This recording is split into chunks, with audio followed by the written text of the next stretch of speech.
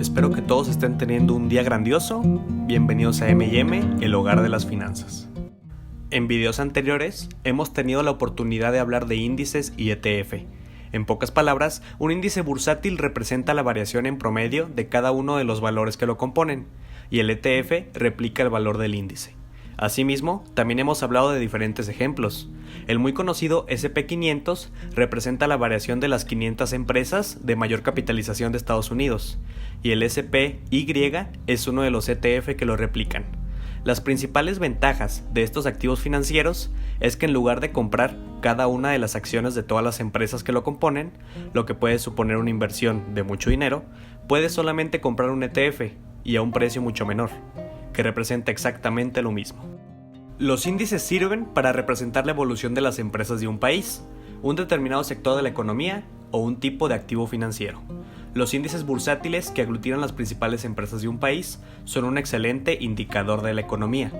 En el video de hoy hablaremos de un índice de un país emergente y del cual se puede invertir mediante un ETF con menos de 50 pesos mexicanos. México es un país con una extensión de 1.9 millones de kilómetros cuadrados, siendo el país número 15 en este rubro. Comparte fronteras al norte con la potencia mundial de Estados Unidos y al sur con los países centroamericanos de Guatemala y Belice. Asimismo, según la ONU, la capital del país es la quinta ciudad más poblada del globo terráqueo, y México es uno de los países con mayor biodiversidad en el mundo. Con más de 120 millones de personas y una tasa de crecimiento de la población del 1.04%, es el 10º país más poblado del mundo. El país cuenta con una edad media promedio de 28 años, lo que quiere decir que la mayor parte de su población es joven, un indicador positivo para el crecimiento del país. Centrándonos de lleno en los datos económicos de este país, su PIB es de 2.4 billones de dólares, siendo así la economía número 11 a nivel mundial. Su tasa de crecimiento promedio del PIB es del 2.1%, superando países como Bélgica, Italia, Suiza e incluso Noruega. La deuda pública de México es una de las más bajas del mundo, ya que representa el 58% del Producto Interno Bruto. México tiene acuerdos de libre comercio con 46 países, poniendo más del 90% de su comercio bajo acuerdos de libre comercio. También podemos agregar que México es uno de los países con menos porcentaje de personas desempleadas en el mundo y con una fuerza laboral de más de 54 millones de personas. Asimismo, nuestro país es el 12º país más fuerte en este indicador a nivel mundial. Claramente, uno de los mayores problemas de México es la desigualdad, ya que, si bien es cierto, se encuentra entre las economías más fuertes del mundo, su PIB per cápita es de $19,900, siendo el país en la posición número 90, además de que el 46% de su población vive por debajo del umbral de la pobreza. Sin embargo, los datos macroeconómicos reflejan que México es un país con una economía emergente y sumamente atractiva para invertir en ella, ya que es un país en crecimiento, con una gran parte de su población económicamente activa y con un PIB que se encuentra entre los 11 países más fuertes del mundo, según datos de la CIA. Después de repasar todos estos datos económicos, es momento de saber de qué manera podríamos invertir en México. El IPC es el índice de precios y cotizaciones, y es el principal índice de México. Es el indicador oficial de la evolución del mercado accionario, ya que busca medir el rendimiento de las acciones de mayor tamaño y liquidez listadas en la Bolsa Mexicana de Valores.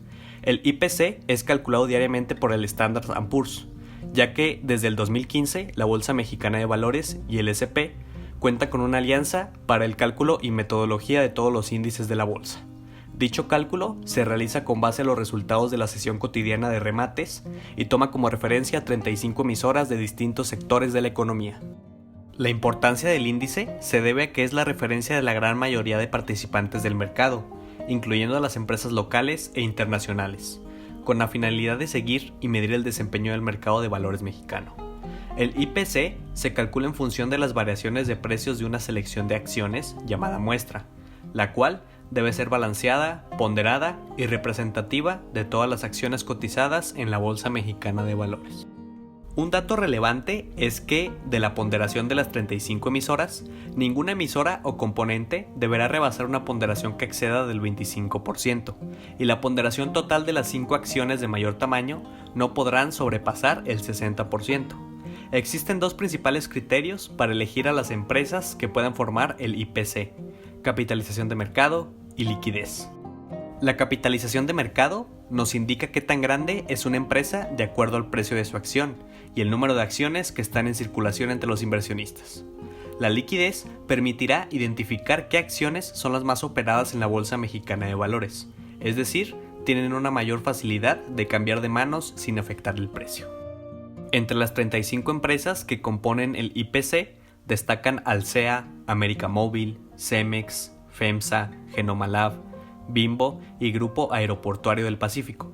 Uno de los beneficios del IPC es que es un índice invertible, es decir, que existen instrumentos que replican su comportamiento y que, como ya lo hemos visto, son los ETF, y su ETF más representativo es el Nasdaq, con un precio actual de 36 pesos. Para un inversionista que conoce poco el mercado, que no tiene tiempo para hacer una estrategia de inversión y seguir día a día el movimiento de las empresas, invertir en fondos cotizados como es el Nasdaq es una forma de diversificar y disminuir sus riesgos. En los últimos 20 años, el principal índice de la Bolsa Mexicana de Valores acumula un crecimiento del 450%. Sin embargo, en los últimos 3 años ha registrado una caída del 27%. Y esto es debido en gran medida a la incertidumbre económica, débiles perspectivas hacia los próximos años y la crisis ocasionada por el COVID-19, acompañado de pocos apoyos fiscales del gobierno mexicano hacia el sector privado. Lo que podemos concluir es que la tendencia del mercado de valores mexicano en el mediano y largo plazo siempre va a ser hacia arriba. Si hubiéramos invertido 10,000 pesos en abril del 2002 en el Nasdaq, el ETF del IPC mexicano, junto con la magia del interés compuesto, hoy en día tendríamos más de 48,000 pesos. La segunda conclusión es que siempre van a existir crisis, y el mercado bursátil se ha enfrentado a diversas crisis globales. El crack de 1987 causó que el IPC se desplomara casi 75%. Así también existió la crisis del 94, en la cual el IPC cayó 44%. La crisis de las .com hizo que la bolsa cayera más del 30%. Y la crisis financiera del 2008 provocó una caída del 47%. El mercado de valores es reflejo de la salud de la economía de un país. A medida que sube, se muestra que hay interés de los inversionistas, porque tienen confianza de invertir en el país. Actualmente se vive otra crisis financiera debido al COVID-19, y seguramente no será la última. Aunque el escenario es retador y la expectativa para la Bolsa Mexicana de Valores es débil, hay oportunidades de largo plazo, porque hay empresas que sí tienen finanzas sanas y se estarían comprando con valuaciones bajas. Si bien es cierto, la rentabilidad pasada no es un indicador de la rentabilidad futura y no debe ser el único factor que se considere a la hora de seleccionar un producto, históricamente el IPC se ha logrado recuperar de las diversas crisis financieras y las empresas mexicanas siguen siendo muy atractivas para invertir.